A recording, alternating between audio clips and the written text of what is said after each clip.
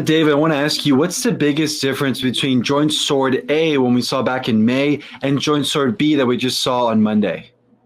So I think on the one hand, the one striking thing of joint sword B versus A is actually that the duration of joint sword B was quite short, only around 12 hours.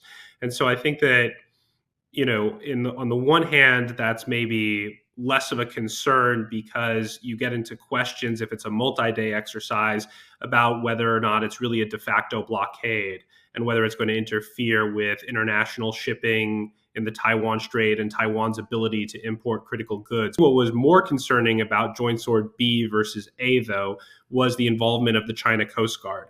And we all saw this photo that was tweeted out of the China Coast Guard literally encircling Taiwan.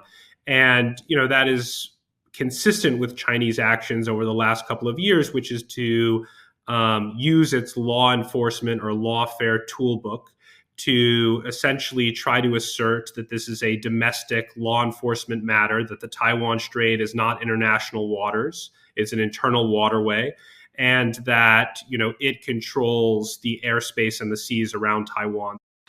What do you think is the most likely scenario that China would use to take control of Taiwan? Is it a blockade, or is it still the more traditional amphibious landing? I think that most observers believe that it's not a blockade and then China stops and doesn't do anything.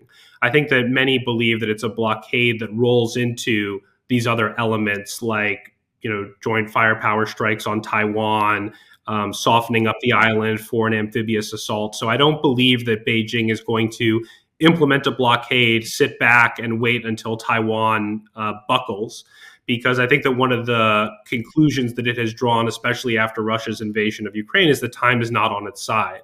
That all things being equal, it wants this to happen before the United States can potentially intervene, before the United States can put together a coalition to levy sanctions and other measures against China.